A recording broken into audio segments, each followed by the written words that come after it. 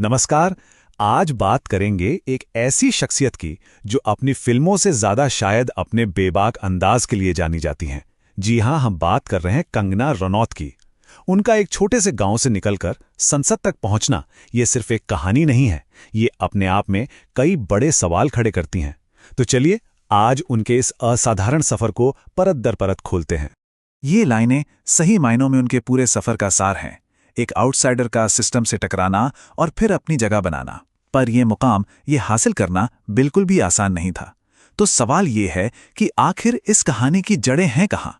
ये सब शुरू कहाँ से हुआ? तो उनका ये जो सफर है वो जन्म से शुरू होकर अब संसद की दहलीज तक आ पहुंचा है। चलिए कहानी को बिल्कुल शुरुआत से शुरू करते हैं, उस जगह से जहां से ये सब शुरू हुआ, जहां सपनों ने पहली बार आंखें खोली थीं। तो कहानी की शुरुआत होती है हिमाचल प्रदेश की खूबसूरत शांत वादियों से। वहां बसा है एक छोटा सा कस्बा भामला। यहीं एक परिवार में कंगना का जन्म हुआ। पिता एक बिजनेसमैन और मां स्कूल टीचर। सोचिए, एक ऐसी जगह जहां बॉलीवुड की चकाचौंध भरी दुनिया किसी दूर के सपने जैसी थी। एक ऐसा सपना जिसे हकीकत में बदलना लगभग नामुमकिन सा लगता था। हर कहानी में एक ट्विस्ट तो आता ही है। कंगना की कहानी में ये ट्विस्ट था उम्मीदों और सपनों के बीच का टकराव। एक तरफ परिवार था जो उन्हें डॉक्टर बनाना चाहता था, एक सेफ और रिस्पेक्टेड प्रोफेशन। लेकिन कंगना के दिल में तो कुछ और ही चल रहा था, एक्टिंग का जुनून।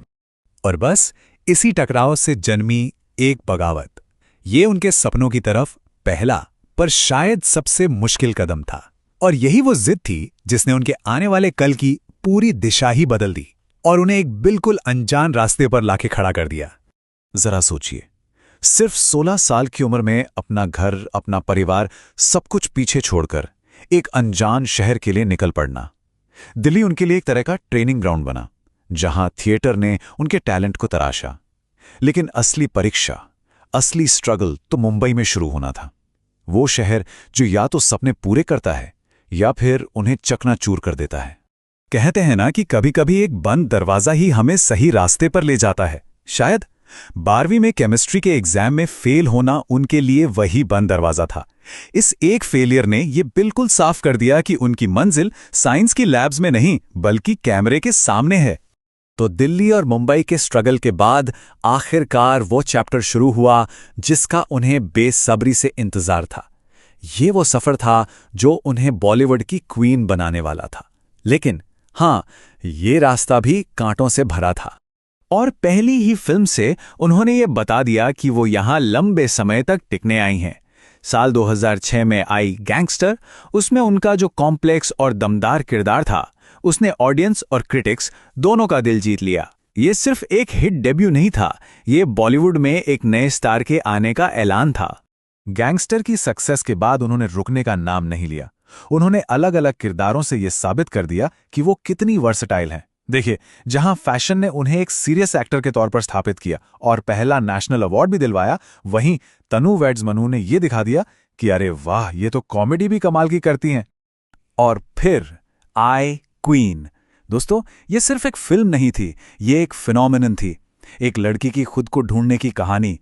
इस कहानी ने पूरे देश के साथ एक कनेक्शन बना लिया और इसी फिल्म ने कंगना को सच में इंडस्ट्री की क्वीन बना दिया। ये एक परफेक्ट एग्जाम्पल है कि कैसे एक फिल्म किसी के करियर का पूरा नक्शा बदल सकती है। एक नहीं, दो नहीं, बल्कि पूरे 4 नेशनल अवार्ड्स। ये नंबर ही अपने आप में उनकी एक्टिंग और इंडस्ट्री में उनके कद की कहानी कहता है। और ये और भी बड़ी बात इसलिए हो जाती है क्योंकि उन्होंने ये सब बिना किसी फिल्मी बैकग्राउंड के हासिल किया है। उनकी एक्टिंग और सिनेमा में योगदान को देखते हुए साल 2020 में भारत सरकार ने उन्हें देश के चौथे सबसे बड़े नागरिक सम्मान पद्मश्री से भी सम्मानित किया। जाहिर है, ये उनके करियर का एक बहुत बड़ा माइलस्टोन है। लेकिन कंगना की पहचान सिर्फ उनकी फिल्मों तक ही सीमित नहीं है।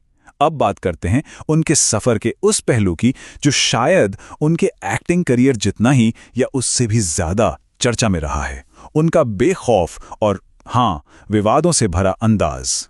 उन्होंने बॉलीवुड के उन अंदर की बातों पर बोलना शुरू किया जिन पर बात करने से बड़े बड़े स्टार्स भी बचते हैं। खासतौर पर नेपोटिज्म यानी भाई भतीजावाद पर उनके बयानों ने इंडस्ट्री के अंदर एक ऐसी डिबेट छेड़ दी जिसकी गूंज आज तक सुनाई देती है। अब ये कहना तो मुश्किल है कि विवादों ने उनका पीछा किया या उन्होंने खुद कभी विवादों से दूर रहने की कोशिश की, लेकिन एक बात तो पक्की है, उनका यही बेबाक और निडर अंदाज उनकी पहचान का एक बहुत जरूरी हिस्सा बन गया, एक ऐसी चीज जो उन्हें इंडस्ट्री की भीड़ में सबसे अलग बनाती है। तो एक तरफ फिल्में, दूसरी तरफ विवाद, और इन सब के बीच उनकी कहानी में एक ऐसा मोड़ आया जिसकी उम्मीद शायद ही किसी को थी। अब उनका स्टेज बदलने वाला था, सिनेमा के पर्दे से सीधे देश की संसद तक। साल 2024 में उन्होंने वो कदम उठाया जिसने सच में सबको हैरान कर दिया, भारतीय जनता पार्टी को ज्वाइन करना, फिर अपने होमटाउन मंडी से चुनाव लड़ना और एक जबरदस्त जीत के साथ सांसद बनना। ये उनकी जिंदगी का एक बिल्कुल नया और एकदम अनएक्सपेक्टेड चैप्टर था। तो अब फोकस शिफ्ट हो चुका है एक्टिंग से पॉलिटिक्स की तरफ, कैमरे के सामने अदाकारी से संसद में अपने इलाके की आवाज बनने तक। उनका डिक्लेयर्ड गोल अब एक सांसद के तौर पर देश की सेवा करना है। तो इस पूरे एक्स्ट्रा ऑर्डिनरी सफर को देखने के बाद एक बहुत बड़ा सवाल मन में आता है, आखिर कंगना रनौत की लेगेसी क्या होगी? उन्हें एक बेहतरीन एक्टर के तौर पर याद रखा जाएगा, या एक विद्रोही आवाज के तौर पर, या फिर एक राजनेता के रूप में? शायद उनके सफर का सबसे बड़ा सबक इन्हीं लाइंस में छिपा है। ये कहानी सिर्फ फिल्मों या पॉलिटिक्स की नहीं है, ये कहानी है जिद की, जुनून की। ये कहानी दिखाती है कि कैसे एक छोटे से शहर की लड़की बिना किसी गॉडफादर के, सिर्फ अपनी जिद और टैलेंट के दम पर वो सारे दरवाजे तोड़ सकती है जो उसके लिए बंद किए गए थे। और ये एक ऐसा सवाल है जिस पर सोचने की जरूरत है। आखिर एक छोटे से शहर से निकलकर संसद तक का ये सफर आज के भारत में एम्बिशन और बैरियर्स तोड़ने के बारे में असल में हमें क्या सिखाता है? उनकी कहानी सिर्फ एक इंसान की सक्सेस स्टोरी नहीं है, ये बदलते हुए भारत, उसकी महत्वाकांक्षा और यहाँ मौजूद अवसरों के बारे में भी बहुत कुछ कहती है। ऐसे ही और वीडियोस के लिए बीटीसी वाले भैया यूट्यूब चैनल को सब्सक्राइब जरूर करें। मिलते हैं अगले वीडियो में, तब तक के लिए टाटा बाय नमस्कार।